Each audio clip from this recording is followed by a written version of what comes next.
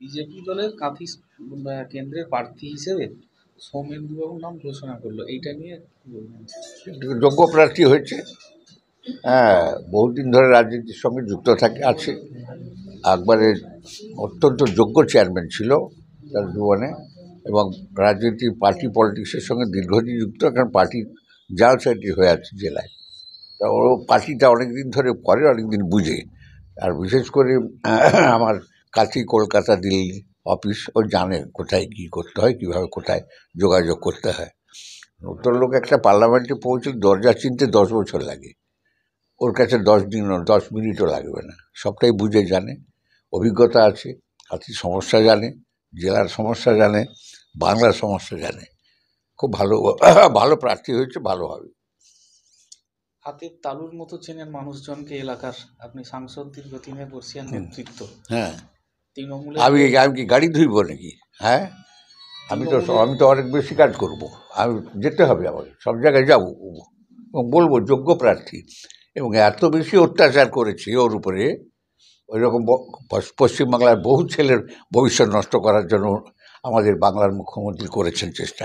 তার যে চলার স্টাইল, বিশেষ করে নাম বলতে চাই না, খুব কষ্ট পাবে সব, বয়স অনেক ছোটো, সেসব লোক ক্ষমতা পেয়ে গেছে বলে যা করেছে।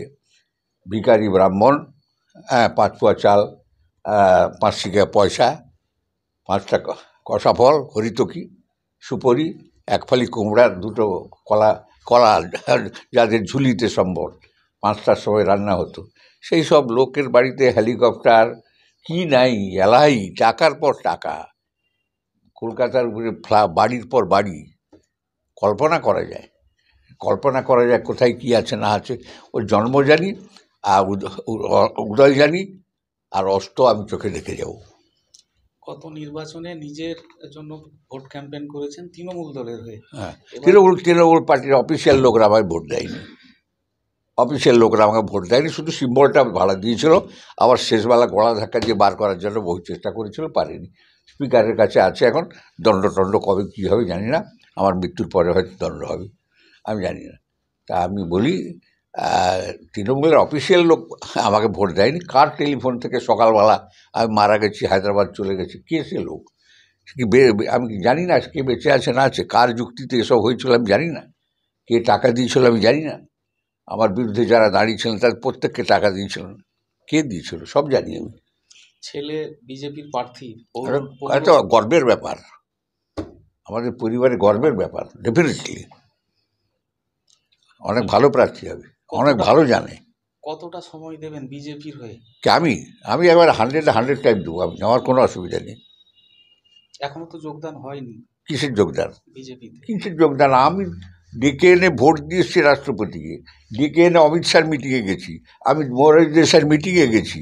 আমি কি যোগদান করবে? কে যোগদান করবে কার সঙ্গে? আমি 60-62 বছর রাজনীতি করি, আমি কার সঙ্গে যোগাযোগ করবো? আছি তো মোদির সঙ্গে, অমিত শাহর সঙ্গে আছি। আবার কিসের যোগদান? কে লোকগুলা আমার হাঁটুর বয়স, আমার আঙুলের বয়স যারা, তারা আমাকে যোগদান করাবে কেউ নাকি? তো ওসব ব্যাপার নেই, ওগুলা পরিষ্কার হয়ে গেছে বহু আগে।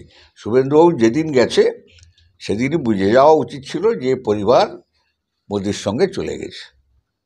ওতে মিথ্যা মামলা, টর্চার, মাইক লাগিয়ে হাঁটুর বয়সী লোক সব কলকাতার 2 আনা 1 আনা 2 পয়সা আর 1 পয়সার লোক নিয়ে এসে বাপান্ত মাহাতো, তারপরে একটা দারোগাকে নিয়ে এসেছিল আমার শহরে কোনো যুবক ছেলে নাই যারা ফ্রিলি ঘুরেছে, তাদের ডেকে এনে ধমকানো হয়েছে। তৃণমূল করছো, বিজেপি করছো, দেখে নিব, এবার হাড় চামড়া আলাদা হয়ে যাবে। একজন তৃণমূল নেতৃত্ব বাড়ির সামনে এসে মাইকের চোং লাগিয়ে অনেক কটু কথা বলেছিল বলে অভিযোগ উঠেছিল। আমরা কিছু বলি, এখন বিষদগার তৃণমূলের সুদীপ বন্দ্যোপাধ্যায়ের নামে হে ভগবান, এইসব নাম না বলাই ভালো। এসব কে কোথায় আছে, এদের অবস্থা সব জানি, এদের হাঁটির খবর জানি। আমি এসব কারো বিরুদ্ধে কিচ্ছু বলতে পারবো না ব্যক্তিগতভাবে, তবে আমি যারা অন্যায় করেছে তাদের বিরুদ্ধে 100বার বলবো।